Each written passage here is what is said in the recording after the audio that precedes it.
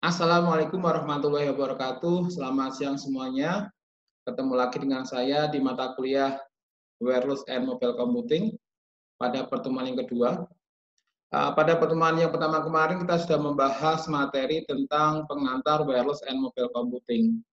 Saya harapkan mahasiswa bisa memahami materi pengantar tersebut yang bisa menggambarkan tentang apa yang kita pelajari selama satu semester ini. Pada pertemuan kedua ini kita membahas tentang data dan sinyal. Dalam jaringan komputer, tentunya kita tak lepas pembahasan kita adalah tentang komunikasi data. Dan dalam komunikasi data, hal yang perlu kita ketahui yang mendasar yaitu data dan sinyal. Apa itu data dan sinyal akan saya jelaskan pada pertemuan kali ini. Baik, izinkan saya presentasikan slide yang sudah saya siapkan. Baik, apa itu data dan sinyal? Data merupakan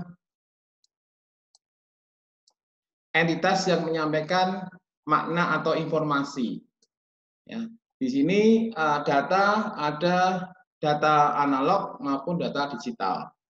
Kalau data analog bernilai kontinu dan data digital bernilai diskrit, di mana data analog direpresentasikan dengan gelombang sinus, di mana di situ nanti akan ada frekuensi, ada period, ada amplitude, ya. Kemudian kalau ada fase dan sebagainya. Kalau di data digital nanti bernilai diskrit 1 atau 0, ya.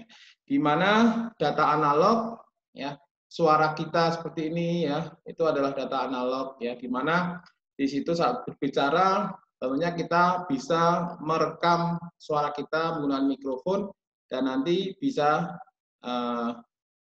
ditransformasi, diubah dalam bentuk data digital. Dan data digital nanti direpresentasikan dalam nilai diskrit 0 atau 1 dan disimpan dalam media komputer. Ya, itu adalah data. Data di sini 0 dan 1, ya, dan yang sinyal gelombang sinus tadi belum bisa digunakan untuk mentransmisikan, gitu ya. Kalau mau ditransmisikan harus diubah dulu dalam bentuk sinyal. Sinyal adalah bisa berupa elektrik atau elektromagnetik yang merepresentasikan data. Nah, sekumpulan data yang berisi informasi mengenai fenomena fisik tadi. Kalau di dalam data digital, nanti 0 dan 1 itu akan menggambarkan, ya. Kalau misalkan 1 itu merepresentasikan tegangan listrik, ya, 5 volt, ya, misalkan. Kalau di 0 nanti minus 5 volt dan seterusnya. Dan itu nanti akan diubah ke dalam ditransformasi ke dalam gelombang elektromagnetik. Baru kemudian bisa ditransmisikan. Ya, transmisi sendiri artinya adalah komunikasi data dengan propagasi dan pemrosesan sinyal. Tidak perambatan dan pemrosesan sinyal. Nah, itu kemudian untuk bisa ditransmisikan data harus ditransformasi diubah bentuk dalam sinyal elektromagnetik seperti yang saya sampaikan tadi. Jadi harus diubah ke elektromagnetik sinyal terlebih dahulu. Kemudian di sini ada yang namanya analog signal dan digital signal. Analog signal merepresentasikan data dengan continuously varying electromagnetic wave. Jadi gelombang elektromagnetik yang bervariasi dan nilainya adalah kontinu. Analog data berupa voice, sound wave, ya, akan ditransmisikan melalui media analog, tentunya nanti akan diubah ke sinyal analog tadi, ya, ditransformasi dalam bentuk analog signal. Misalnya adalah telepon, gitu ya. Kalau digital data, ya, digital data tadi representasinya adalah nilainya adalah diskrit 1 dan 0, di mana di situ disimpan dalam media memori komputer dan data itu bisa ditransmisikan secara analog, di mana nanti akan ada istilah yang namanya modem, ya. Ada istilah modulasi, ya, modulasi dan perangkatnya adalah modem, di mana di situ akan mengubah data digital menjadi analog sinyal, ya, dengan memodulasi frekuensi pembawa. Kemudian juga ada digital sinyal ya, yang merepresentasikan data dengan urutan dari pulse voltage pulse ya, tegangan pulse. Nah, di sini ada analog sinyal. Analog sinyal bisa ditransmisikan secara digital, harus diubah ke digital signal terlebih dahulu. Maka di sini ada yang namanya kodek ya. Jadi nanti dikodekan dulu ya, dikodekan dulu yang mana tadi tegangan apa atas, tinggi atau rendah itu nanti bisa merepresentasikan 0 dan 1 ya, akan direpresentasikan 0 dan 1 digambar apa ditransformasi ya, diubah, dikodekan untuk merepresentasi 0 dan 1. Kemudian ada digital data. Digital data adalah data yang ada di memori komputer tentunya, ya, bentuk nilainya 0 dan 1, kemudian mau ditransmisikan secara digital, nanti tinggal diubah tadi ya, untuk mewakili tegangan 0, 1-nya itu mewakili tegangan tadi, ya, plus dan minusnya tadi, nanti akan ditransmisikan, bisa ditransmisikan secara digital. Ya. Seperti itu. Kemudian analog dan digital signal ya. Sebuah analog signal memiliki level yang tidak terbatas ya, over a period of time. Digital signal hanya memiliki limited number ya, 1 dan 0 seperti yang saya sampaikan tadi. Keduanya analog maupun digital signal memiliki dua bentuk, yaitu periodik dan aperiodik ya. Di mana untuk periodik itu biasanya direpresentasikan untuk sinyal analog dan aperiodik untuk sinyal digital. Period signal complete pattern cycle within a measurable time frame called a period. Ya, nanti ada istilah periode di analog signal ya, ada periode, ada frekuensi, ada fase ya, dan sebagainya. Kemudian an aperiodic signal change without exhibiting a pattern that repeat over time ya. Sinyal yang tanpa ini ya, 0 dan 1 tadi ya. Nanti akan continue tapi 0 dan 1 aja ininya. Ya, nanti gambarannya akan seperti ini. Sinyal dapat berupa analog maupun digital. Analog sinyal bisa memiliki jumlah nilai yang tidak terbatas, sedangkan digital signal hanya memiliki nilai 0 dan 1, limited number of value. Kemudian ini adalah gambaran perbandingan dari analog dan sinyal digital. Ya, ini analog sinyal ya, nilainya continue dan direpresentasikan dengan gelombang sinus biasanya. Kemudian ini adalah digital, di mana nanti yang atas ya nanti 1, yang bawah 0 gitu ya. Merepresentasikan tegangan listrik misalkan di sini 0 dan 1-nya ya. Untuk merepresentasikan 0 dan 1. Kemudian dalam data komunikasi data kita secara umum menggunakan periodik analog signal dan aperiodik digital signal. Ya, untuk sinyal analog biasanya periodik, menggunakan periodik, dan digital signal menggunakan aperiodik. Kemudian ini periodik signal analog signal. Periodik analog signal dapat diklasifikasikan dalam simple atau komposit atau gabungan. Ya. Ini periodik analog signal yang simple, itu rumusnya secara matematik dapat dilihat seperti ini, ST sama dengan A sin 2P FT plus theta, ya, plus fasenya. Di mana T ini adalah waktu, A amplitudo, F ini frekuensi, T ini adalah time, theta ini adalah fasenya. Ya, ini rumusnya adalah seperti ini. Kemudian ada istilah peak amplitude. Peak amplitude adalah absolute value of the highest intensity of signal. Ya, adalah nilai absolut dari intensitas sinyal yang paling tinggi. Untuk sinyal elektrik, peak amplitude normally diukur dalam bentuk volt. Ya, volt. Ukurannya adalah volt. Ada juga period, ya, jumlah dari waktu dalam detik signal dapat secara komplit one cycle. Ya. One cycle ada satu gunung atau satu lembah. Ya. Kemudian frekuensi jumlah dari period dalam satu detik, di mana F frekuensi sama dengan 1 per period, dan period sendiri sama dengan 1 per F. Ini adalah rumusnya. Gelombang sinus secara komprehensif mendefinisikan bait amplitude, frekuensi dan fasenya. Ada amplitude, frekuensi dan fase. Ya, di dalam analog signal. Kita bahas analog signal dulu, baru nanti kita ke digital signal. Ini adalah scene wave, ya scene wave ini ada satu gunung, satu lembah. Ini adalah satu period, ya. Dalam sini ada 3 period, ya scene wave. Ya, ini frekuensi nanti berarti dalam 1 detik ada 3 Hz, ya karena di sini ada 3 period. Kemudian di sini ada istilah peak amplitude tadi ya, peak amplitude. Ya, peak amplitude yang paling tinggi tadi, nilainya paling the highest intensity, ya, the intensity, peak amplitude. Kemudian frekuensi dan period adalah kebalikannya, ya, inverse of each others, inverse of each others. Nah, di sini period dan frekuensi, ya. Jadi satu gunung, satu lembah ini namanya satu period, ya.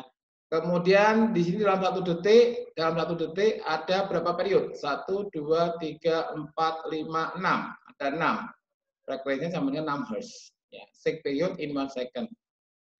Nah, nanti ini periodnya 1/6S, 1/6S detik ini ya, 1/6. Jadi kebalikannya tadi. Kalau yang frekuensi 6 Hz, ya periodnya 1/6. Ya, karena ini satuannya waktu ya, detik biasanya, second. Ya. Dalam 1 second, periodnya kurangnya 1/6. Ya, ada seperti itu. Kemudian ini ya, kalau kita belajar unit of period dan frekuensi ya, di mana di sini 1 detik ya itu ada 1 period ya, 1 detik ada 1 period, maka di sini ekuivalen dengan 1 Hz ya, 1 Hz.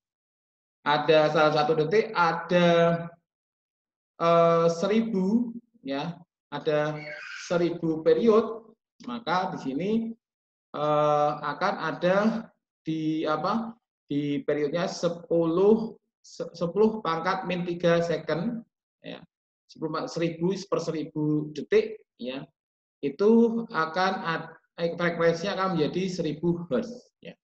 Ada 1/1 juta detik ya, atau mikrosecond, maka frekuensinya ekuivalen dengan 10 pangkat 6 Hz atau 1 juta Hz atau megahertz. Kalau 10 pangkat min 9 1 miliar namanya nanosecond, nanti akan menjadi frekuensinya gigahertz ya.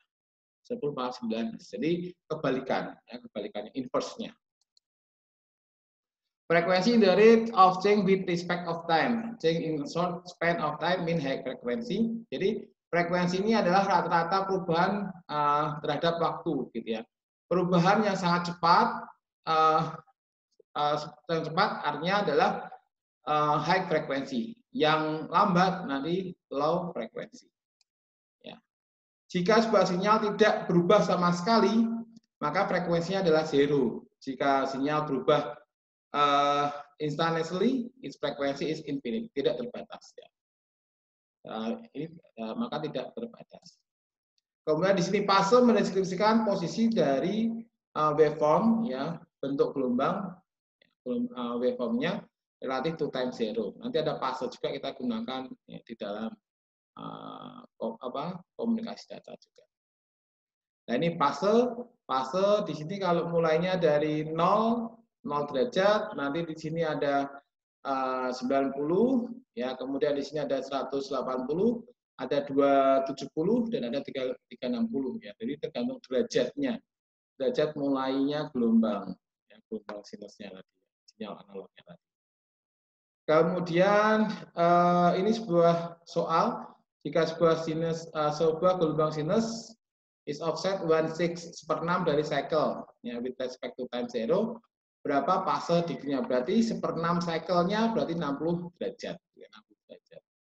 Ya, kayak gitu. Kemudian ada panjang gelombang. Ya, panjang gelombang. Panjang gelombang ini adalah jarak dari sebuah simple signal, sine wave, yang dapat memperjalankan, yang mentravelkan dalam satu period. Ya, wavelength sendiri rumusnya adalah propagation speed, kecepatan rambat kali period, atau kecepatan lambat bagi frekuensi. Kenapa kok frekuensi dibagi period dikali Tadi karena inverse-nya tadi ya, ini merupakan inverse. Period sama frekuensi itu adalah kebalikannya. Panjang gelombang secara normal diukur dalam mikrometer. Ya, panjang gelombang diukur dalam mikrometer atau mikron. Kemudian sebagai contoh di sini, for example, the wavelength of red light, ya, sinar merah frekuensinya ini konstan ya. Misalnya frekuensi 4 kali 10 14 di dalam udara ya. Kecepatan lambat di udara itu konstan, yaitu 3 kali 10 pangkat 8 ya. Maka rumusnya adalah lambda C sama dengan C dibagi F ya. C itu tadi perambatan kecepatan lambat yang di udara, kemudian F itu frekuensinya. Maka 3 kali 10 pangkat 8 dibagi 4 kali 10 pangkat 14. Ya, maka di sini akan ketemu 0,75 mikron. Kemudian di sini sebuah perangkat Bluetooth ya ditransmisikan dengan frekuensi 2,4 GHz ya, berapa periode dan panjang gelombang dari sinyal Bluetooth tersebut. Nah, ini bisa dijelaskan di sini. F-nya 2,4 GHz, maka periodnya adalah per F. Per F maka 1 dibagi 2,4 ini GHz berarti pangkatnya 9 ya, pangkatnya 9 karena ini frekuensinya, jadi ada banyak period tadi ya. Jadi kalau GHz itu pangkatnya 9 sama dengan 0,4 kali 6 kalau ini 1 bagi ini ya kali 10 pangkat min 6 karena ini nanti naik ke atas ya. 10 jadi naik ke atas, kemudian akan menjadi 0,416 nanodetik ya. Kecepatan gelombang otomatis gerak adalah 3 kali 10 pangkat 8 meter per detik. Maka panjang gelombangnya tinggal ini 3 kali 10 pangkat 8 dibagi 2,4 kali 10 pangkat 9 tadi. Ya, frekuensinya tadi. Kemudian ketemunya adalah panjang gelombangnya 0,125 meter. Nah, ini wavelength, transmit medium, at the time, ada wavelength panjang gelombang ini ya. Panjang gelombang satu cycle tadi. Ya, ini at the time-nya, kemudian T plus T period tambah 1 period lagi tadi ya. Jadi direction of propagation, arah dari perambatan. Sebuah sinyal adalah terbaik direpresentasikan dalam frekuensi domain. Tadi kita ketahui bahwa ini adalah domain waktu ya. Tapi untuk merepresentasikan analog sinyal itu yang terbaik adalah direpresentasikan dalam frekuensi domain. Nah, frekuensi domain di sini contoh. Kalau seperti ini dalam 1 detik tidak ada perubahan sama sekali, berarti frekuensinya adalah 0. Maka di sini kita ubah ke domain frekuensi, maka frekuensinya 0 dengan amplitudo 5 volt, ya, teganannya 5 volt. Nah, di sini sinyal with frekuensi 0. Kemudian di sini kita lihat amplitudenya 5 gitu ya, periodnya adalah 1, 2, 3, 4, 5, 6, 7, 8. Ya, frekuensinya 8, maka dalam 1 detik ada 8 period, maka frekuensinya 8, ini frekuensinya 8, amplitudenya 5. Ini adalah frekuensi untuk mengubah ke frekuensi domain. Sama ini ya, kalau ini ada 16, maka akan menjadi frekuensinya 16, ya, amplitudenya 5. A single frequency sine wave is not useful in data communication. Ya, dalam data communication, sebuah frekuensi single sine wave ya, single sinyal analog itu tidak useful. Ya, kita membutuhkan untuk mengubah 1 atau lebih dari its characteristics to make useful. Ya, jadi nanti akan diubah 1 atau lebih. Ya, ada karakteristik dari sinyal analog tadi, ada frekuensi, period, fase, ya, fase, amplitude, frekuensi, ya, dan period tadi adalah karakteristik dari sinyal analog. Ya. Ketika kita mengubah 1 atau lebih karakteristik dari sinyal frekuensi, single frekuensi sinyal, ini akan menjadi komposit sinyal dan akan membuat banyak frekuensi. Nah, jadi kalau 1 single sinyal analog nanti kita ubah nilainya, nilai karakteristik dari sinyal analog tersebut bisa amplitudo, bisa frekuensi, fase, ya. Nanti akan menjadi banyak frekuensi. Ya. Di sini komposisi signal adalah sum ya, jumlah dari set of scene wave dari different frekuensi, phase atau amplitude-nya ya. Berbeda ini ada rumus yang single tadi, nanti ada 1, 2, 3, 4 dan seterusnya. Ini adalah komposit sinyal, jadi gabungan dari single analog sinyal. Nah, ini ada gambarannya, nanti ini ada 3 karena kita mengubah nilai dari amplitudenya, frekuensinya ya, dan fasenya mungkin ya. Ini kalau ini fasenya berubah ya. Jadi seperti itu kita akan mendapatkan komposit frekuensi komposit sinyal. Ini sinyal analog komposit ini ya. Sinyal analog komposit seperti ini gambarannya. Ini adalah hasilnya dari seperti ini ya. Seperti ini digabungkan seperti ini ya. Jadi ini gambaran dari analog sinyal analog komposit. Ya. Kemudian ada istilah frekuensi spektrum dan bandwidth ya, untuk mendeskripsikan dari sinyal menggunakan frekuensi domain dan isinya dan semua isinya dan komponen-komponennya disebut dengan frekuensi spektrum. Ya. Sebuah media, kabel atau udara bisa melakukan frekuensi dan bisa melemahkan satu sama lain untuk mempertahankan integritas dari sinyal, ya kesamaan sinyal antara yang dikirim maupun yang diterima. Media membutuhkan untuk pass every frekuensi, ya membutuhkan untuk frekuensi yang cukup tentunya. Tetapi tidak ada transmisi medium yang perfect, ya di sekarang ini ya tidak ada, sampai kapanpun mungkin ya tidak ada transmisi medium yang sempurna. Ya. Maka, nah di sini untuk range dari frekuensi yang sebuah medium dapat melalukan, yaitu maksimum frekuensi dikurangi minimum frekuensi, itu disebut adalah bandwidth dari medium. Kalau di analog, itulah bandwidth dari medium ya untuk melalukan sinyal analog. Ya, sinyal analog. Ya. Tadi kita bahas analog dulu. Kemudian frekuensi jika bandwidth dari medium tidak match, tidak sesuai, tidak pas, tidak cukup atau bandwidth-nya lebih kecil, medium bandwidth-nya lebih kecil, maka beberapa frekuensi akan hilang, loss. Ya. Passing a square wave through a medium will always deform the signal. Ya.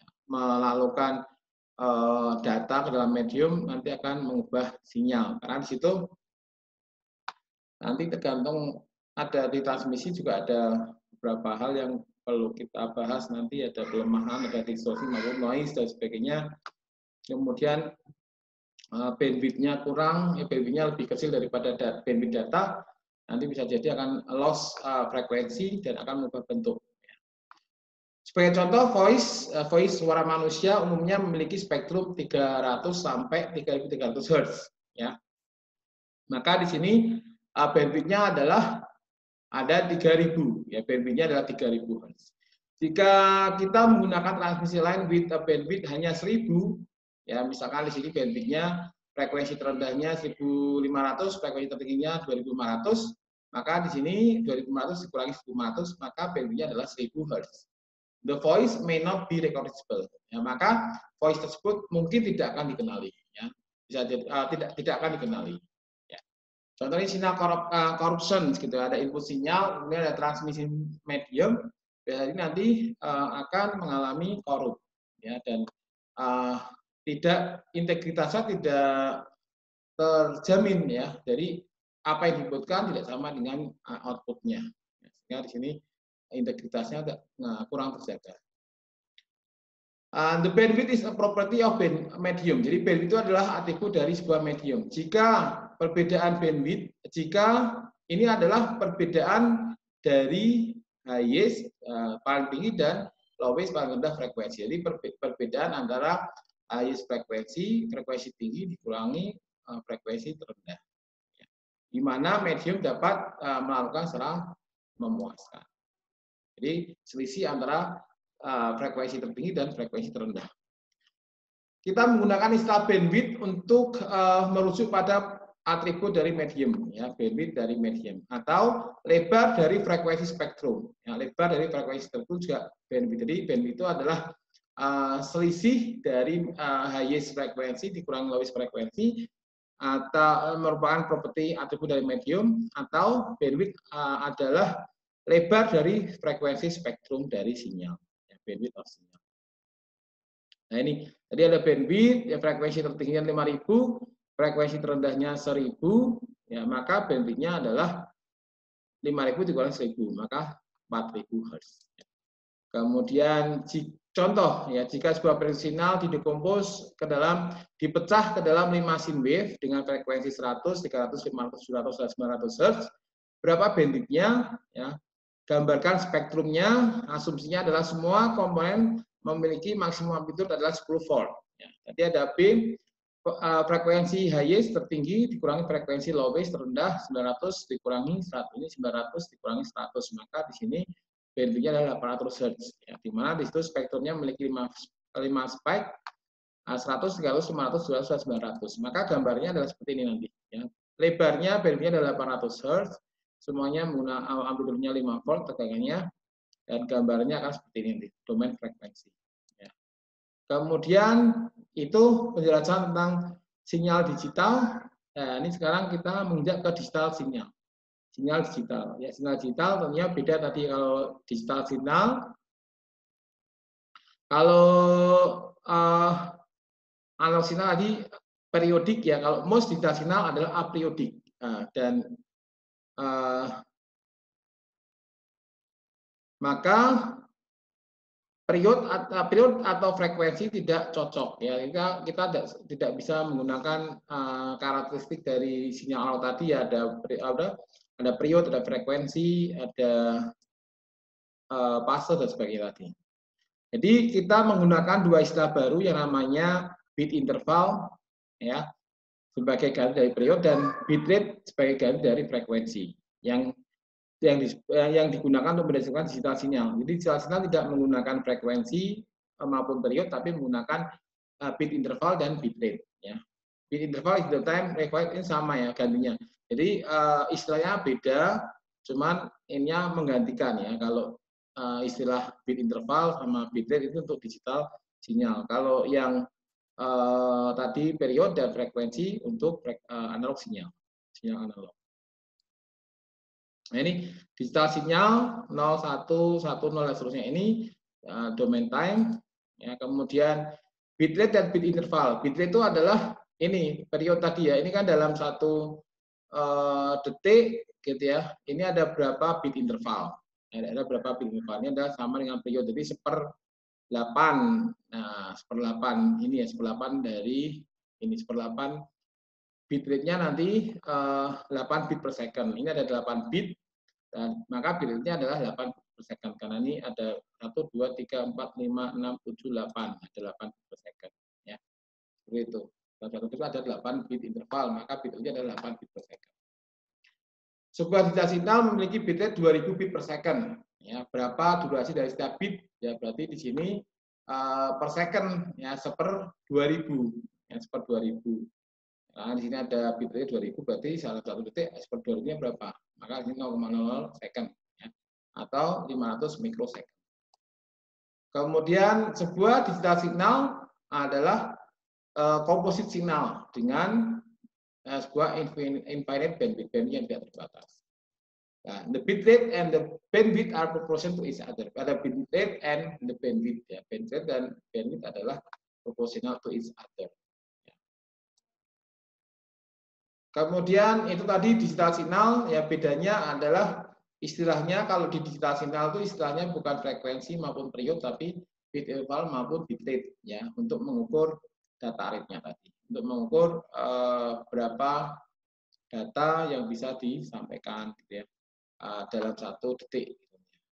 Kemudian di sini ada transmission impairment, ada gangguan transmisi. Gangguan transmisi itu bisa dikategorikan menjadi 3, yaitu attenuation, distortion, dan noise. Apa itu attenuation? Ya, apa itu distortion dan noise? Ya, kita bahas ini.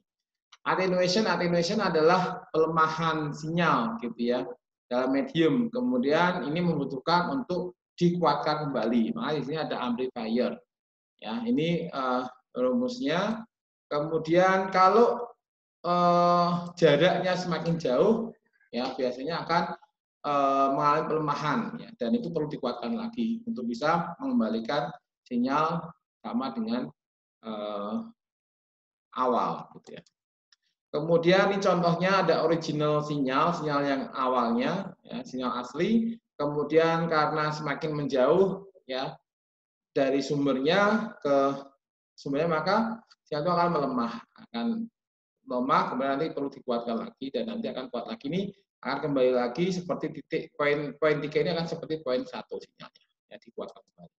Kemudian ada distorsi. Distorsi ini adalah ada perubahan sinyal, ada sinyal yang berubah bentuk atau shape-nya, gitu ya. Ini terjadi karena komposit signal membuat different frekuensi, ya. Ini kan komposit signal di sini, kemudian ini frekuensinya beda-beda, ya, sehingga nanti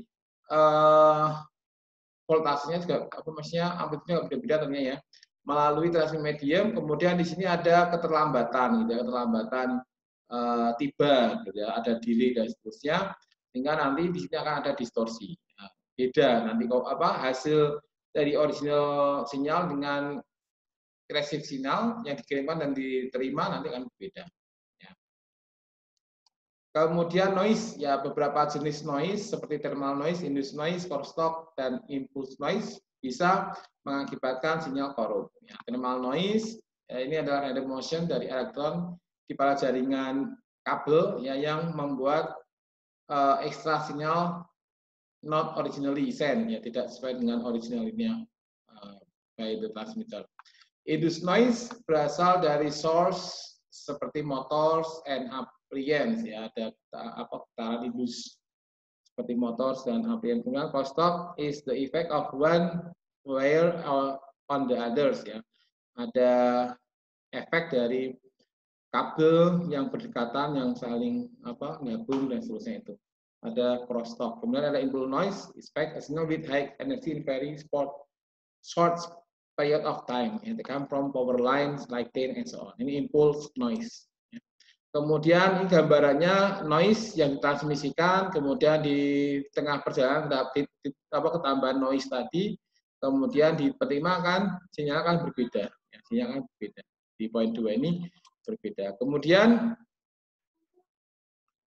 oke, ini ada tugas, ya, silakan dikerjakan, ya. Tadi sudah mempelajari tentang data sinyal, sebutkan perbedaan data dan sinyal, kemudian di sini tentukan nilai dari amplitude, frekuensi, dan period phase dari scene wave di bawah ini, kemudian representasikan the signal into frekuensi domain. Ini ubahlah komposisi sinyal ini menjadi frekuensi domain, ya, diubah. Jadi diubah dari time domain ke frekuensi domain. Kemudian ini ada soal juga, sebuah periode signal memiliki bandwidth 1500 Hz, yang disusun dari dua scene wave. The first wave, gelombang pertama dengan frekuensi 250 Hz dengan maksimum amplitude 20 volt. Sedangkan second wave, gelombang kedua, memiliki amplitude 8 volt. Ya, gambarkan frekuensi domain yang merepresentasikan dari sinyal tersebut. Kemudian ada beberapa sinyal elektromagnetik, ya. Propagation speed-nya seperti yang kita ketahui konstan 3 kali 10⁸, kemudian memiliki spesifikasi seperti dalam tabel ini. Silakan dicari, jika diketahui panjang gelombang lambdanya, maka carilah frekuensi dan periodnya. Jika diketahui frekuensinya, carilah lambda dan panjang gelombang, wavelength-nya dan periodnya. Kemudian jika diketahui period, maka dicari frekuensi dan panjang gelombangnya, dan seterusnya. Demikian materi kita pada pertemuan kedua kali ini, semoga bermanfaat. Dan jika masih ada pertanyaan berkaitan dengan materi yang sudah saya sampaikan tadi, silakan jangan ragu untuk menuliskan pertanyaan di forum kuliah online Kulino Universitas Diponegoro. Nanti insya Allah akan kita bahas, kita akan jawab, dan bagi yang ingin yang sudah tahu jawabannya bisa menambahkan dan kita berdiskusi di forum tersebut. Baik, terima kasih atas perhatiannya. Kita akhiri. Selamat siang. Assalamualaikum warahmatullahi wabarakatuh.